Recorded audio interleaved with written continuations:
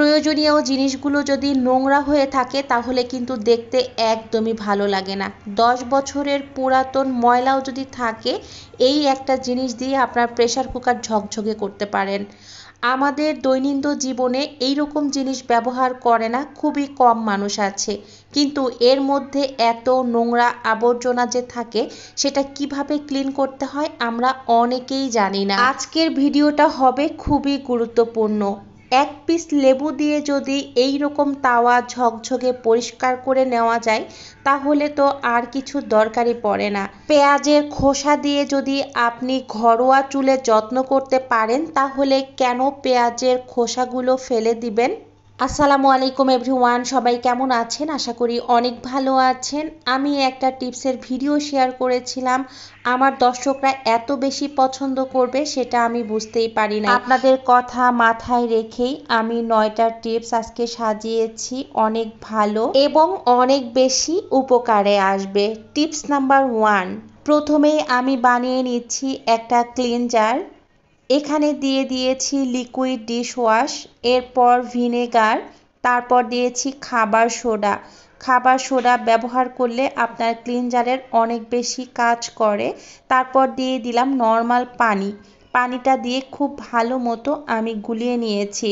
এখন পুরাপুরি রেডি আমাদের ক্লিনজারটা। আমি এখানে একটা চুলা পরিষ্কার করে নিচ্ছি। এর থেকেও যদি কঠিন দাগ থাকে খুব সহজে উঠে যাবে। আমি শুধু এই চুলাটা না, আমি আমার আরেকটা চুলাও পরিষ্কার করে দেখাবো। আমার কিছু সাধারণ দর্শক তারা আমাকে প্রশ্ন করে থাকে, আপু আপনার চুলা তো অনেক পরিষ্কার পরিচ্ছন্ন, এই জন্য হয়তো এত সুন্দর ক্লিন হয়। আপনার চুলা যদি 10 বছরের পুরাতন নোংরাও হয়ে থাকে, আপনি এই ক্লিনজারটা একবার ব্যবহার করে দেখবেন, আপনার চুলা হবে পরিষ্কার তেল কাষ্টা মুক্ত। আমি আপনাদের সাথে আমার 7 বছরের একটা চুলা পরিষ্কার করে দেখাচ্ছি। এই চুলাটা আমার 7 বছরের হয়ে গেল। আপনারা হয়তো দেখেই বুঝতে পারছেন এখনও কতটা পরিষ্কার পরিচ্ছন্ন আমার চুলাটা।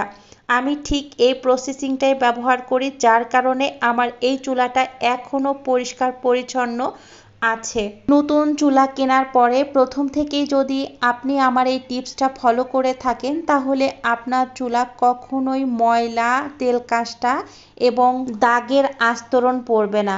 খুব সহজেই আপনার চুলাটা থাকবে পরিষ্কার পরিচ্ছন্ন এবং দেখতেও অনেক বেশি ভালো লাগবে। একটা ক্লিনজার বানিয়ে আপনি কত উপকার পাবেন দেখেন। অনেক সময় দেখা যায় আমরা রান্না করার পরে চুলার নিচে ভাতের মাড়, তরকারির ঝোল এবং তেল কাষ্টা হয়ে থাকে, তখন কিন্তু সেটা তুলতে অনেক বেশি কষ্ট হয়। আপনি যদি এই ক্লিনজারটা একবার ব্যবহার করেন তাহলে আপনার ঘষা মাজা অনেকাংশেই কমে যাবে। খুব সহজভাবে আপনি এটা ব্যবহার করে আপনার জায়গাগুলো পরিষ্কার পরিচ্ছন্ন রাখতে পারেন। আমার চুলাটা কি দেখে মনে হচ্ছে এই চুলাটা 7 থেকে 8 বছরের? এখন আসি টিপস নাম্বার 2তে। এইরকম প্রেসার কুকার আমরা ঘরে ঘরে সবাই ব্যবহার করি। অনেক সময় রান্না করতে করতে যেখান দিয়ে সিটি উঠে সেই জায়গাটা কালো হয়ে যায় এবং দেখতে অনেক বেশি খারাপ লাগে। শুধু কি দেখতেই খারাপ লাগা, এর ভিতরে যে খাবারগুলো জমা থাকে তারপরে আমাদের শরীরে বিভিন্ন ধরনের রোগ সৃষ্টি করে, সেটা আমরা খেয়ালই করি না। অনেক সময় ঘষা মাজা করলেও এই জায়গাগুলো ক্লিন করা সম্ভব না। আমি কিভাবে ক্লিন করি সেটাই আপনাদের সাথে শেয়ার করছি। প্রথমে দিয়ে দিলাম খাবার সোডা এবং দিয়ে দিচ্ছি লেবুর রস এবং খাবার সোডা। এই দুইটা জিনিস আপনি যখন এখানে দিবেন এই ময়লাগুলো কাটতে অনেক বেশি সাহায্য করবে এবং নরম করতেও সাহায্য করবে, যেটা খুব সহজে এই জেদি ময়লাগুলো উঠাতে সাহায্য করে। আমি যদি এখানে পরিষ্কার জিনিস নিতাম তাহলে কিন্তু আপনারা বিশ্বাস করতেন না, এই জন্য আমি অনেক বেশি নোংরা করে আপনাদের সাথে শেয়ার করছি যাতে করে আপনারা জিনিসটা বুঝতে পারেন। যাদের প্রেসার কুকার অনেক বেশি নোংরা হয়ে গিয়েছে এই জায়গাটা আপনারা 10 মিনিটের জায়গায় 20 মিনিট রেখে দিবেন। আর যাদের একটু কম আছে তারা 10 মিনিট রাখলেই আপনার এই জিনিসগুলো উঠে যাবে। আমারটা যেহেতু অনেক বেশি ময়লা হয়ে গিয়েছে তাই আমি 20 মিনিট পর আবারও ফিরে আসলাম। আসার পরে শক্ত একটা জালি দিয়ে খুব ভালো মতো ঘষে নিচ্ছি যাতে করে আপনার ময়লাগুলো উঠে যায়। একটু শক্ত হাতে এই জায়গাগুলো পরিষ্কার করে নেবেন, তাহলে একেবারে ঝকঝকে পরিষ্কার হয়ে যাবে। ভিডিওর এই পর্যায়ে এসে যারা এখনও লাইক করতে ভুলে গিয়েছেন প্লিজ একটা লাইক দিয়ে আবারও ভিডিওটা দেখা শুরু করবেন। যারা আমার চ্যানেলটা এখনও সাবস্ক্রাইব করেন নাই প্লিজ আমার চ্যানেলটা সাবস্ক্রাইব করে আমার সাথে থাকবেন এবং আমাকে সাপোর্ট করবেন। যারা আমার চ্যানেলটা সাবস্ক্রাইব করেছেন তাদেরকে অসংখ্য ধন্যবাদ আমাকে এত সাপোর্ট করার জন্য। আপনাদের একটা লাইক কমেন্ট আমাকে নেক্সট ব্লগ বানাতে অনেক বেশি অনুপ্রেরণা জাগায়। এখন দেখুন সিটির আমি এই জিনিসটা খুলে নিয়ে খুব শক্ত হাতে পরিষ্কার করে নিচ্ছি।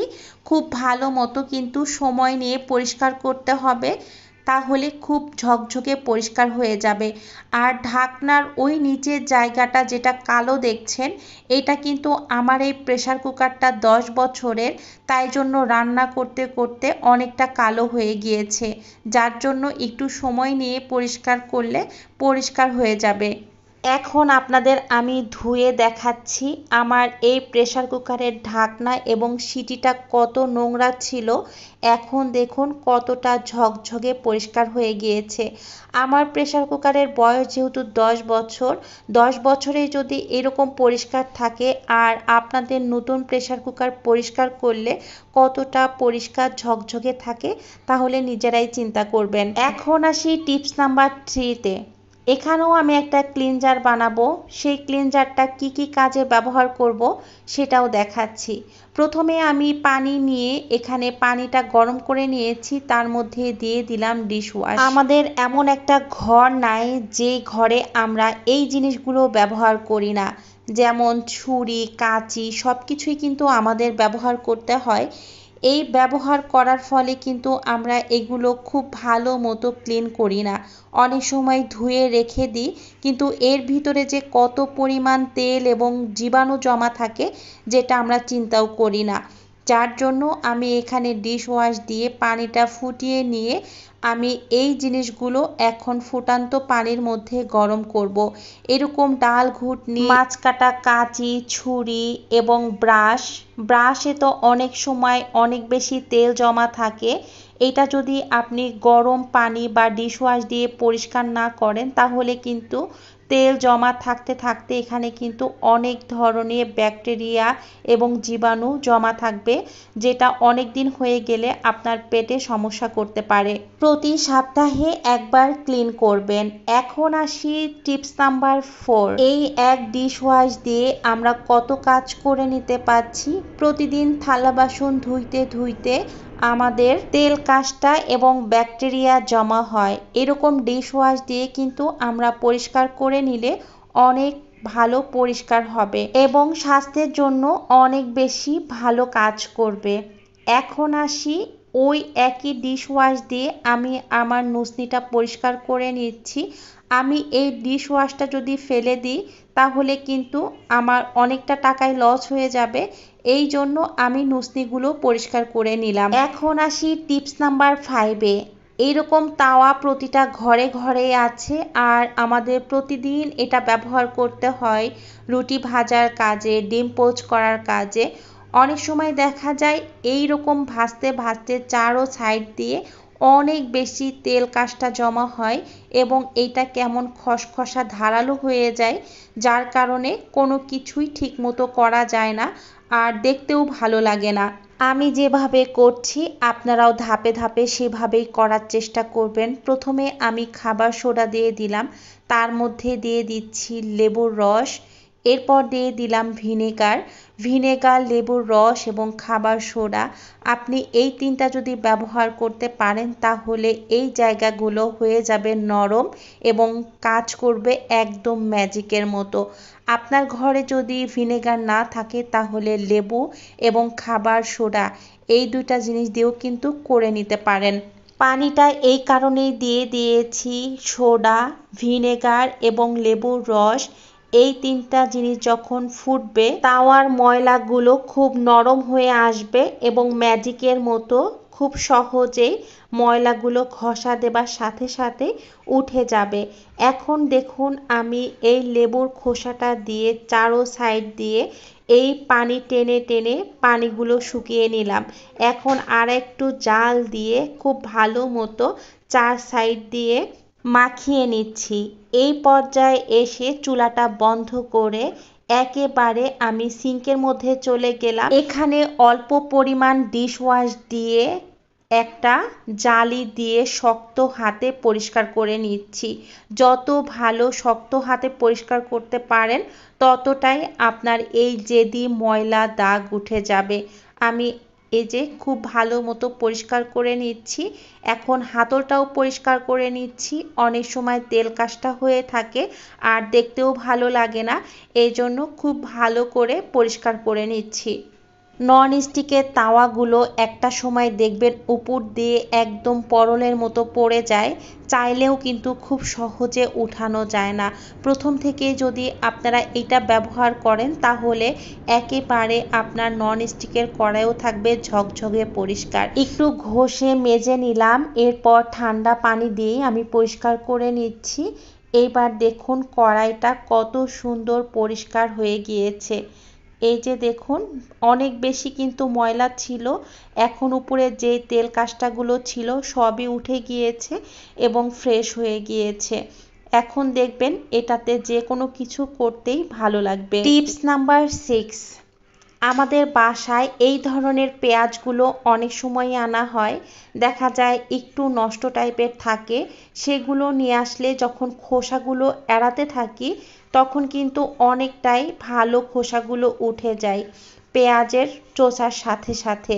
এই পেঁয়াজগুলো অনেক দিন ঘরে থাকে না, এইগুলো ছিলে আমরা সংরক্ষণ করতে পারি। কিভাবে সংরক্ষণ করছি আপনারা দেখতে থাকুন। একে একে আমি পেঁয়াজগুলো ছিলে নিচ্ছি। ছিলে নেওয়ার পরে এখানে একটা বক্স নিয়ে নিলাম, বক্সের মধ্যে আমি একটা পেপার বিছিয়ে নিয়েছি। আপনারা চাইলে এখানে টিস্যু ব্যবহার করতে পারেন। এখন আমি পেঁয়াজগুলো ধুয়ে এই যে একটা টাওয়াল দিয়ে মুছে নিচ্ছি। মুছে মুছে এইভাবে আমি বক্স করে ফ্রোজেন করব। এখন যেহেতু নতুন পেঁয়াজ উঠেছে, নতুন পেঁয়াজগুলো সহজে কিন্তু ঘরে থাকে না, খুব সহজে নষ্ট হয়ে যায়। এজন্য আপনারা এই টিপসটা ব্যবহার করতে পারেন। আপনি অনেক দিন রেখে এই পেঁয়াজগুলো খেতে পারবেন। তাহলে আপনার পেঁয়াজটাও নষ্ট হলো না আর আপনার কাজকেও অনেক বেশি আগিয়ে রাখলো। এই পেঁয়াজের খোসাগুলো ফেলে না দিয়ে আমি কি করব দেখতে থাকুন। টিপস নাম্বার 7, আমাদের মনের অজান্তেই কিন্তু আমরা এই পেঁয়াজের খোসাগুলো ফেলে দিই না জানার কারণে। ফুটন্ত পানির মধ্যে পেঁয়াজের খোসাগুলো দিয়ে আমি ফুটিয়ে নিয়ে এইভাবে একটা লিকুইড বানিয়ে নিয়েছি। এইটা যে কত উপকারী জিনিস আপনারা যদি একবার জানেন আর কখনোই ফেলবেন না। এই লিকুইডটা আমি ঠান্ডা করে মাথার স্কাল্পে দেই। যাদের অনেক বেশি খুশকি বা ফাঙ্গাস মাথার মধ্যে থাকে তারা এই লিকুইডটা ব্যবহার করতে পারেন। অনেক সময় অনেকের হাত পাতেও ফাঙ্গাস দেখা যায়, তারাও এই লিকুইডটা ব্যবহার করে অনেক বেশি উপকার পাবেন। মাথার চুলের গোড়াকে শক্ত করে এবং চুল পড়া বন্ধ করে, আপনার চুল করবে সুন্দর মসৃণ। আপনারা ঘরে একবার হলেও এটা ব্যবহার করে দেখবেন কতটা উপকারী। দেখতে দেখতে চলে আসলাম টিপস নাম্বার 8-এ। এই শীতের দিনে কার মন চাবে সকাল সকাল উঠে রুটি বানাতে? আমি কি করি জানেন? অনেকগুলো রুটি একবারে বানিয়ে এইভাবে সংরক্ষণ করি। আপনারা হয়তো যখন রুটি ফ্রোজেন করেন তখন রুটিগুলো ছেঁকে তারপরে ফ্রোজেন করেন। আপনাদের রুটি আর ছেঁকে ফ্রোজেন করতে হবে না, এই জন্য আপনারা এই টিপসটা ফলো করতে পারেন।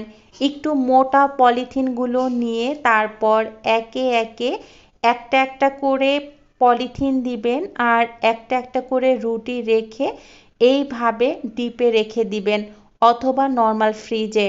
ফ্রিজ থেকে বের করে এই রুটিগুলো ভেজে নিলে একেবারে মনে হবে আপনি এখনই রুটি বানিয়ে তারপরে ভেজে নিচ্ছেন। অনেক সময় দেখা যায় যেই রুটিগুলো আমরা একটু ছেঁকে তারপরে ফ্রোজেন করি, অনেক সময় সেই রুটিগুলো তাওয়ার সাথে লেগে যায়।